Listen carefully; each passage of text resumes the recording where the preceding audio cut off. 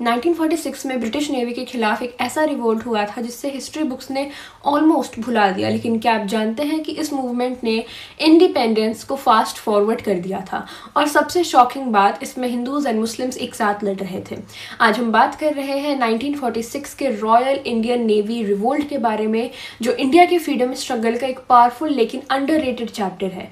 18 फरवरी 1946 को बॉम्बे के HMIS तलवार से शुरू हुई एक हंगर स्ट्राइक कुछ ही दिनों में फुल स्केल नेवल अपराइजिंग में बदल गई।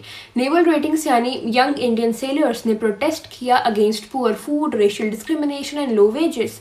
लेकिन ये सिर्फ खाने और सैलरी का इशू नहीं था, ये कॉलोनियल इनजस्टिस के खिलाफ एक बड़ा सिग्नल था। With in days revolt Bombay से कराची, मद्रास, कैलकाटा एंड अंडमान तक स्प्रेड हो गया। अप्रॉक्स 20,000 नेवल रेटिंग्स और 78 शिप्स इनमें इन्वॉल्व हो गई थी। सबसे इंपॉर्टेंट मूवमेंट क्या था? हिंदू और मुस्लिम रेटिंग्स ने एक साथ ब्रिटिश रूल को चैलेंज किया। उन्होंने कांग्रेस, मुस्लिम लीग एंड कम्युनिस्ट पार्टी के फ्लैग्स एक साथ अपने शिप्स पर लगाए, सिंबल ऑफ यूनिटी। बॉम्बे की स्ट्रीट्स पर वर्कर्स और स्टूडेंट्स भी उनके सपोर्ट में आ गए थे। सिटी ऑलमोस्ट स्टैंड स्टिल हो गया था। ब्रिटिश फोर्सेस ने हेवी क्रैकडाउन किया।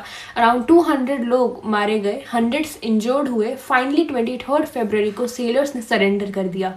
लेकिन इसका इम्पैक्ट बहुत डीप था। ब्रिटिश गवर्नमेंट को रियलाइज हो गया कि आर्म्ड फोर्सेस में भी अनरेस्ट बढ़ रहा है और अगर नेवी रिवोल्ट कर सकती है तो एम्पायर को कंट्रोल करना बहुत ही मुश्किल हो जाएगा।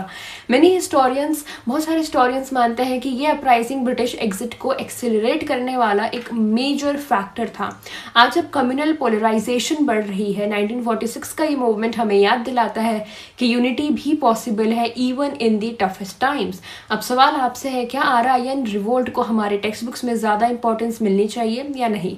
कॉमेंट करके अपनी ओपिनियन को ज़रूर शेयर करें। So this is for this news. Thank you.